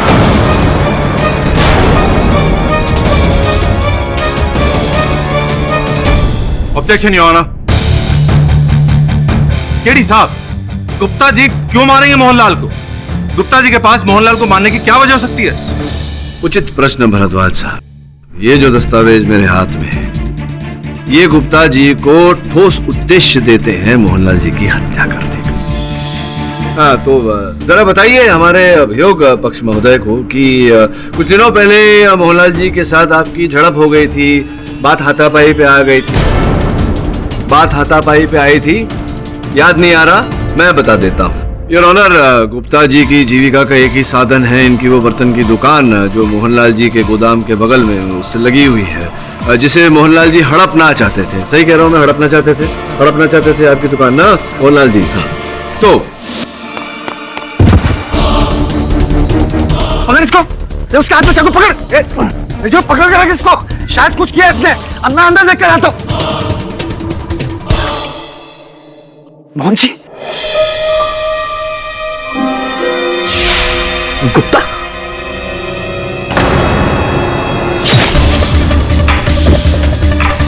कौन कौन? कैसे मोहन जी का खून हो गया?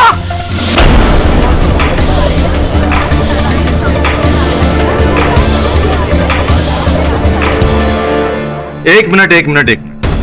चलिए ठीक है, मान लेते हैं कि गुप्ता जी के पास मोहनलाल को मारने की एक ठोस वजह थी, पर क्या आपको लगता है कि गुप्ता जी मोहनलाल की हत्या करने के लिए एक तेज धार और लंबा हथियार लिए अपनी बंडी में छुपाए घूमते थे? वातावरण को हल्का करने का आभार मानते हैं आपका भरद्वाज साहब। अब गुप्ता जी अपनी बंडी में क्या क्या छिपाए घूमते थे ये तो इनका कर्मचारी दुकान में जो काम करने वाला बिरजू है वही बेहतर बता सकता है। हाँ बिरजू भैया, बताइए कि उस रात गुप्ता जी की बंडी में कुछ तेज धार हथियार छिपाया हुआ था क्या? कुछ ऐसा था इनकी बंडी में?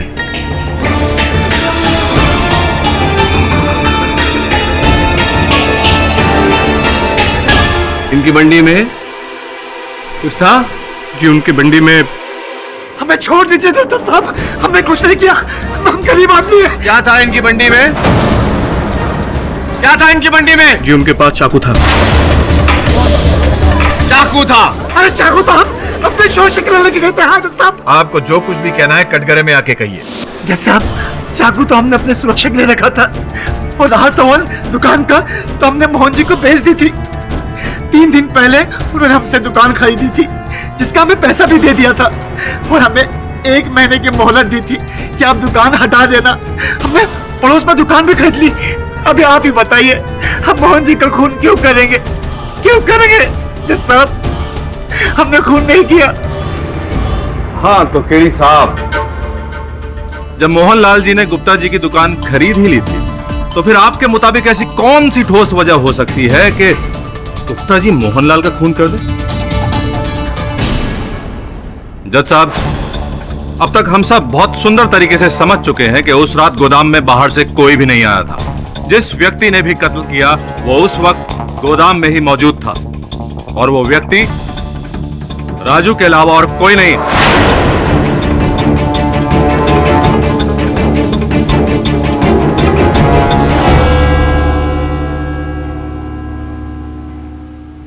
आज हम किसी भी नतीजे पर नहीं पहुंचे। मुझे उम्मीद है कि अगली सुनवाई तक दोनों पक्ष अपनी दलीलों के साथ साथ पुख्ता सबूत पेश करेंगे। तब तक के लिए मैं ये अदालत बर्खास्त करता हूं। राजू, जिस चाकू से मोहनलाल जी की हत्या हुई वो चाकू तुम्हारा ही है? तुम्हारा है ना? दरअसल केडी सर, जिस चाकू से मोहनलाल का खून हुआ है वो चाकू मेरा ही है। तो पर केडी सर, वो चाकू तो मुझसे बहुत पहले खो गया था। केडी सर, मैं अपने सारे चाकू अपने पास ही रखता था, और उसमें से एक चाकू कैसे गुम हो गया मुझे मालूम नहीं सर। तुम्हारा चाकू तुमने रखा था, यूं ही गायब हो गया, तुम्हें पता नहीं? ऐसा कैसे हो सकता है? देखो राजू, तुम कुछ छिपा रहे हो मुझसे। क्या छिपा रहे हो तुम मुझसे? बोलो।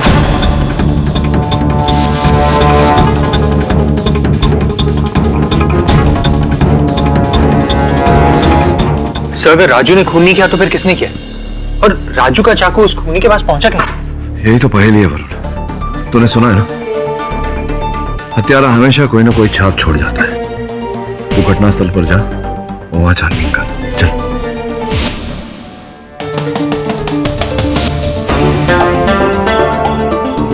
वरुण, थोड़ा आगे जा।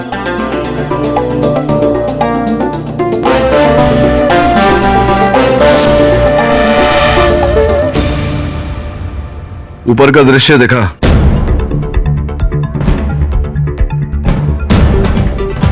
वरुण, मोहनलाल का मृत शरीर जहां पाया गया था वो स्थान तुझसे कितनी दूर है? सर लगभग 6 फीट।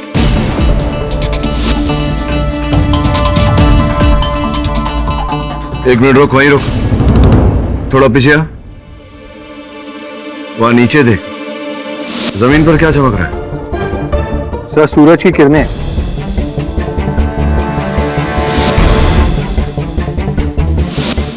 कैमरा ऊपर करके दिखा, ये रोशनी कहां से आ रही है? वरुण, एक बार पूरा गोदाम दिखा। जी।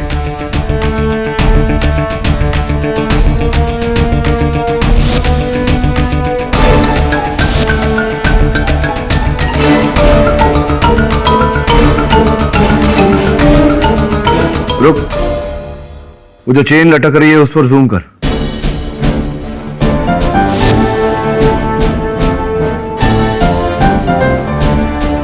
ये जो चेन लटक रही है रोशनी के सोर्स से कितनी दूर है? तो लगभग 4 फीट। और हत्यास्थल से? तो लगभग 3 फीट। एक काम कर, इस चेन पर कोई भारी सामान डालकर चला। ठीक है सर।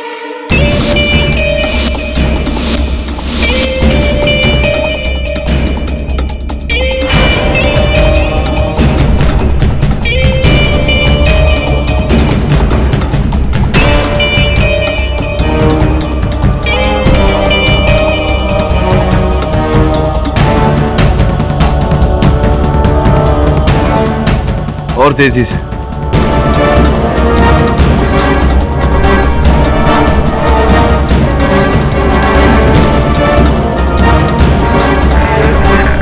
ठीक है, गॉट इट। Ji sir. चलो अब छत पर जा।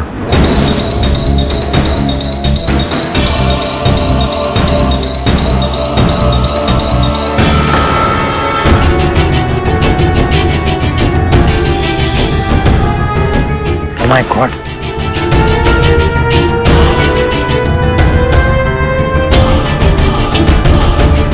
योर ऑनर, बहुत विचित्र हो गया है ये केस। इस केस से जुड़े हर साक्ष्य के पास मोहनलाल जी को मारने का कारण है। राजू भागना चाहता था, संभवतः इसी कारण से इन्होंने मोहनलाल जी को मारा। प्रकाश गोदाम का हिस्सा पाना चाहते थे और गुप्ता जी अपनी दुकान बचाना चाहते थे। उस चाकू पर किसी की उंगलियों के निशान नहीं मिले। हो सकता है कि तीनों में से किसी ने भी उसका उपयोग किया हो। पूरी तरह से संभव है। अब गुप्ता जी की दुकान तो मोहनलाल जी ने खरीद ली थी, तो गुप्ता जी पर से संदेह हट जाता है। प्रकाश जी के बारे में जानकारी प्राप्त कर ली है हमने। राजू के बारे में जानकारी प्राप्त करने के लिए मैं अनंत जी को कटघरे में बुलाने की अनुमति चाहता हूँ। अनुमति है? अनंत जी क्या करते हैं? जी सर, मैं कपड़े की दुकान में सेल्समैन हूँ। अच्छा। और इसके पहले मैं जनता सर्कस में काम करता था। राजू भी सर्कस में काम करते हैं? जी सर। जानते होंगे आप इनको? जी तो क्या बता सकते हैं इनके बारे में? जी, राजू का कद तो छोटा है पर उसका दिल बहुत बड़ा है। मैंने हमेशा उसे दूसरों के काम में मदद करते हुए देखा है। दूसरों की सहायता करते हुए देखा है जी। ये जो आपने कहा आप कपड़े की दुकान में कर्मचारी हैं, सर्कस क्यों छोड़ दिया आपने? सर, सर्कस के मालिक मुरुगन की अचानक मौत हो गई। अचानक? कैसे? सर, एक सुबह वो अपने बिस्तर पर मरे हुए पाए गए। मामला पुलिस तक पहुंचा था पर पता नहीं चला क्या हुआ। अब मैंने सुना है कि उनकी मृत्यु के पश्चात उनके आसपास उनके कक्ष में कहीं पर उनके नाम का 1 रुपया भी नहीं मिला। ये सर्कस क्या यूं ही बिना पैसों के चल रहा है? नहीं सर, ऐसा नहीं है। मुरुगन साहब के पास तो बहुत पैसे थे, पर हमारा सर्कस इस शहर से उस शहर यात्रा करते रहता था, इसलिए मुरुगन साहब पैसा बैंक में न रखकर हमेशा अपने पास रखा करते थे। पर हाँ, उनकी मृत्यु के बाद उनके पास कुछ नहीं मिला। तो किसी ने खोजने का प्रयास नहीं किया उन रुपयों को? जी सर, उनके सभी रिश्तेदारों ने पैसे खोजने की बहुत कोशिश की।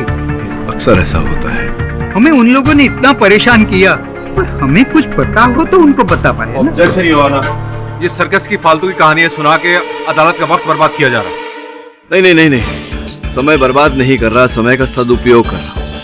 अदालत में ये बात प्रस्तुत करने का प्रयास कर रहा हूँ कि मोहनलाल जी की हत्या सर्कस के मालिक मुरुगन के पैसों के कारण हुई थी। मुरुगन का पैसा? जी। मुरुगन के पैसे से मोहनलाल की मौत का क्या लेना देना है? मुरुगन का पैसा और मोहनलाल की मौत, ये दोनों अलग अलग घटनाएं हैं। अलग अलग घटनाएं हैं, लेकिन जुड़ी हुई हैं कड़ी से, और वो कड़ी राजू है।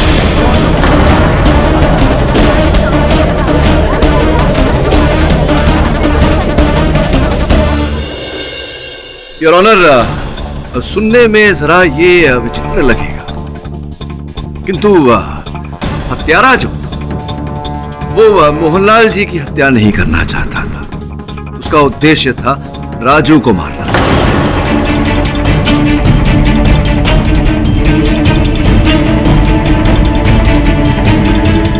केडी साहब, आप कहना चाहते हैं कि राजू के पास मुरुगन का पैसा था और कोई मुरुगन के पैसे को पाने के लिए राजू के पीछे गोदाम तक आया।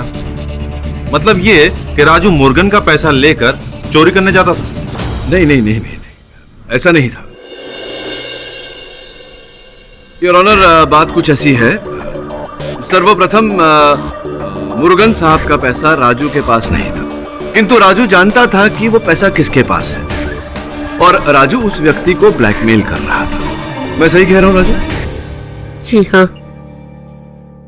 योर ऑनर, राजू जिसे ब्लैकमेल कर रहा था वो व्यक्ति राजू से ऊब गया था, तंग आ चुका था, और छुटकारा पाने के लिए उस व्यक्ति ने एक योजना बनाई। उस रात उस गोदाम में दाखिल हुआ। राजू को मारकर वो राजू के मृत शरीर को उस बक्से में बंद करना चाहता था। राजू के साथी उस बक्से में राजू का मृत शरीर पाकर स्वयं इसे ठिकाने लगा देते। इस हत्या की पुलिस में रिपोर्ट भी नहीं की जाती, किंतु मोहनलाल जी के गोदाम लौट आने के कारण ये योजना विफल हो गई। मोहनलाल जी ने राजू को पकड़ा। राजू ने भागने के लिए मोहनलाल जी को घाव दी और वहां से भाग गया और पकड़ा गया। जब हत्यारे ने ये सब देखा तो उसे लगा कि अगर पुलिस आ गई तो वो भी वहां पकड़ा जाएगा और राजू का साथी माना जाएगा। इसीलिए उसने मोहनलाल जी की हत्या कर दी और वहां से भाग निकला। एक मिनट, वो बाहर कैसे भाग गया? बाहर तो भीड़ जमा थी और अंदर गुप्ता मौजूद था। मैं जानता था आप ये पूछेंगे। ये देखिए, यही है कहानी। योर ऑनर, मैं चाहता हूं कि आप भी इन तस्वीरों को देखें। योर ऑनर, पहला चित्र जो आप देख रहे हैं वो गोदाम के फर्श पर रोशनी पड़ी हुई है। ये रोशनी छत में पड़ी दरार से आ रही है योर ऑनर, और ये दरार किसी व्यक्ति ने टाइल ठीक से अपनी जगह नहीं रखी, जिस कारण ये दरार छत में पड़ी। जिसका अर्थ यह होता है कि जो व्यक्ति गोदाम में आया वो छत के जरिए है।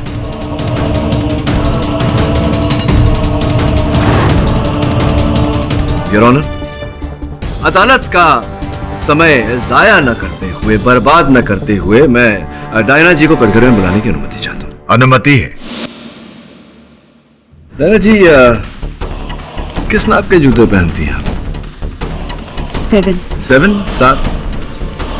वाह, सर्कस में क्या करती थी? सर, मैं एक ट्रपीज आर्टिस्ट हूँ। ट्रपीज आर्टिस्ट, अगर हिंदी भाषा में समझाया जाए तो वो लोग जो रस्सी का सहारा लेकर, सहायता लेकर छत के एक कोने से दूसरे कोने पर चले जाते हैं, करतब दिखाते हैं, कूद जाते हैं जमीन पर। जी। रस्सी की जगह अगर चेन भी हो तो भी उनके लिए ये काम बहुत आसान, सरल है करना। चलो, एक अंतिम चित्र मेरे पास है जो मैं अदालत के समक्ष रखना चाहूंगा। फोरेंसिक विशेषज्ञों ने जब जांच किया तो पता चला कि ये लहूलुहान जूते का चिन्ह 7 नंबर का है, और विशेष बात यह है कि ये जूता किसी महिला ने पहना हुआ था।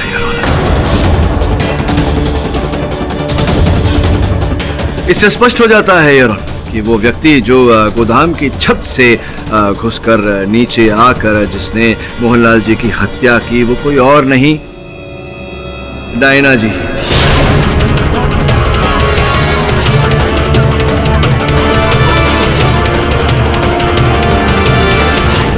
कुछ साक्ष्य और ये कुछ दस्तावेज हमें जांच पड़ताल के समय मिले, जिससे ये पता चलता है कि हर महीने डायना जी राजू को पैसे भेजा करती है,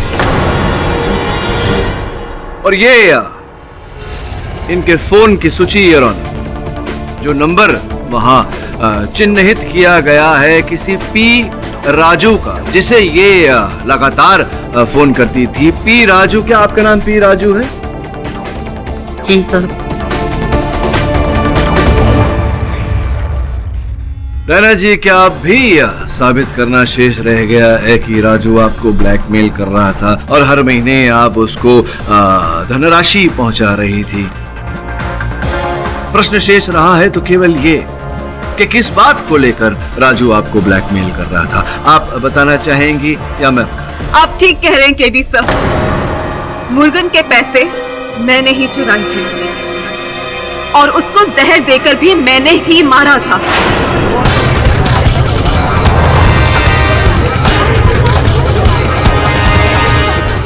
लेकिन इन सारी बातों का पता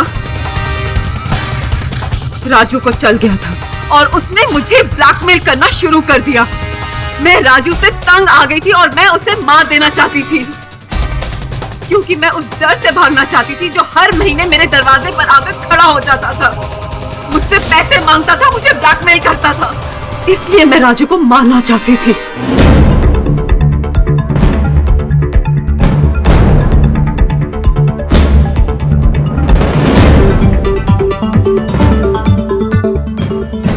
राजू को डिलीवरी करने वालों ने गोदाम की तस्वीरें दी थी, मैंने भी उन तस्वीरों को देखा था।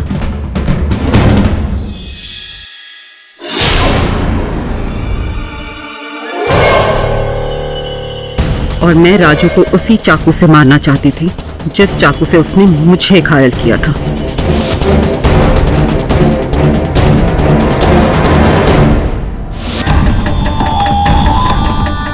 मैं रस्सियों की मदद से गोदाम के अंदर गई।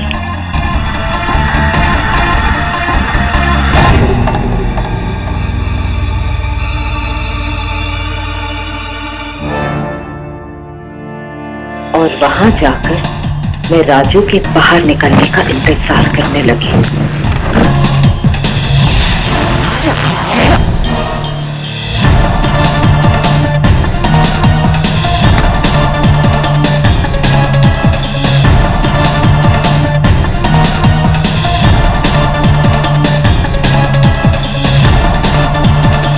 तभी मैंने देखा कि गोदाम का मालिक वहां अंदर आया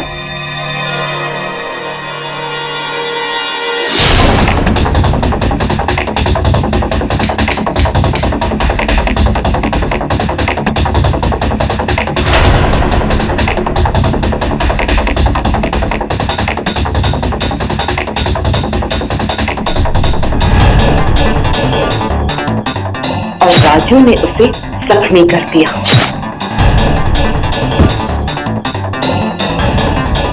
मैंने सोच लिया कि राजू को फंसाने का इससे अच्छा मौका तो मुझे मिल ही नहीं सकता। फिर क्या था, मैंने उस गोदाम मालिक का खून कर दिया ताकि सारा का सारा इल्जाम इस राजू पर आए और ये सारी जिंदगी भर जेल में सड़ता रहे।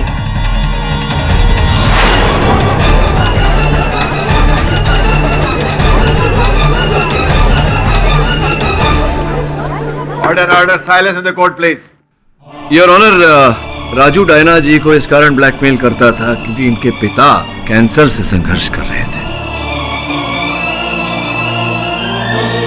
इनकी चोरी करने के पीछे भी यही कारण था योर ऑनर। योर ऑनर, मैं इस अदालत में हर प्रकार से प्रमाणित कर चुका हूं कि मोहनलाल जी की हत्या मेरे मुवक्किल राजू ने नहीं, डायना ने की है। राजू निर्दोष है। तमाम गवाहों और सबूतों को मद्देनजर रखते हुए यह अदालत राजू को मोहनलाल के खून के इल्जाम से बरी करती है, पर 4 चोरियों और मुरुगन की हत्या की साजिश के लिए 7 साल की कैद सुनाती है और डायना को 2 कत्ल करने के साथ साथ राजू का कत्ल करने की साजिश में उम्र कैद की सजा सुनाती है। Case is closed. भरद्वाज साहब, छोटा सा विषय था, आप समझ नहीं पाए। अगली बार जरूर। थैंक यू केडी साहब, आपका बहुत बहुत शुक्रिया केडी साहब, बहुत बहुत शुक्रिया। बिल्कुल चिंता मत करना, अपने मित्रों के साथ मिलकर मैंने तुम्हारे बाबूजी की चिकित्सा का पूरा बंदोबस्त कर दिया। सजा काट के आओगे तो बाबूजी बिल्कुल स्वस्थ मिलेंगे। जाओ।